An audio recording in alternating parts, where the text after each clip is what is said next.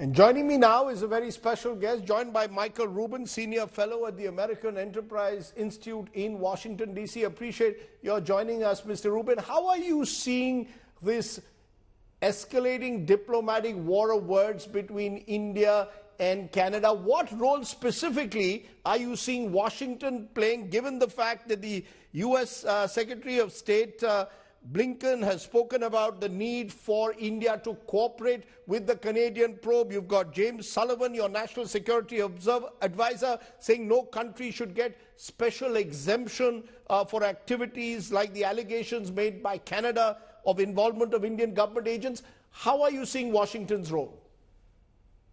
Frankly, I'm seeing the United States try to kick the can down the road. I'm not going to put as negative a light on Secretary of State Blinken's comments. Look, the investigation could just as easily be India sharing information with regard to what they know about Nizar's involvement in the assassination of Ruputaman Singh Malik and shedding light on some of the gang warfare knowledge they have with regard to intra-Sikh dynamics. You know, back in April, 17 Sikhs were arrested in Sacramento, California, largely for their gang activity as well. It's a problem which India knows more about. Canada's playing catch up. The barometer you really need to look at in the United States is not what Tony Blinken says or Jake Sullivan says, but rather the rhetoric that's coming out of Congress. And I don't see Congress turning on India at this point. In fact, Khalistani activists have been trying to get Congress to turn, have been trying to target Hindu politicians of both parties, and it's happened without success. As long as Congress holds firm, I don't think India has anything to worry about. So you don't see the United States being pushed into a position where they are being asked to choose between a treaty ally and an indispensable strategic partner?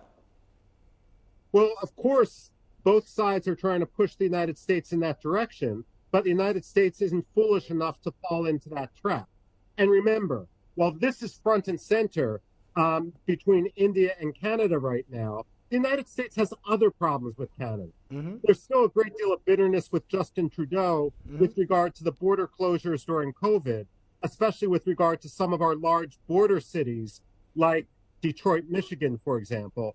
At the same time, within intelligence and defense circles, there's been a great deal of frustration with Canada for not being serious, which is why Canada isn't being asked to be a part of the AUK-US partnership, which has been developing in the region.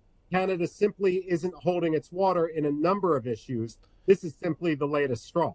But there is also the fact that Canada and the United States are part of the Five Eyes intelligence that includes UK, Australia, New Zealand as well. And there's a sense it's the Americans who may well have shared signal intelligence, possibly as is being suggested, with the Canadians. Do you believe that the Americans could have shared intelligence with the Canadians that eventually led Justin Trudeau to go public?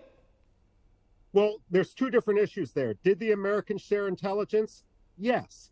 After the fact, to provide context. The fact that they didn't do so before the fact suggests there was no smoking gun, that it caught the American intelligence community by surprise, just like it caught Canadian police by surprise. If Canada keeps up its antics, suggesting that the United States has a smoking gun when it doesn't, pretty soon we're not going to be talking about the Five Eyes. We're going to be talking about the Four Eyes, because Canada can't continue to betray and politicize intelligence the way it is now. So you think that Washington will get tough with Canada if Trudeau crosses a red line? Am I correct?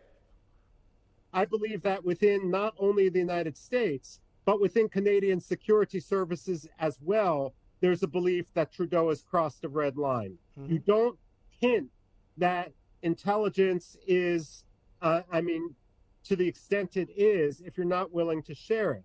Now, in briefings inside Canada, the Premier of British Columbia, the province in which this happened, said basically what he got was an unclassified briefing that could have been assembled by Google. That doesn't suggest that there's a lot of there. And one thing to keep in mind here is while India is contextualizing Justin Trudeau as in over his head, Canadian journalists are doing the same thing. The age of governments being able to say, trust the intelligence is long since past us. Frankly, you can also blame the George W. Bush Iraq War fiasco for that. But Justin Trudeau is foolish if he believes that anyone is going to trust him in the United States when he can't even get Canadians to trust him.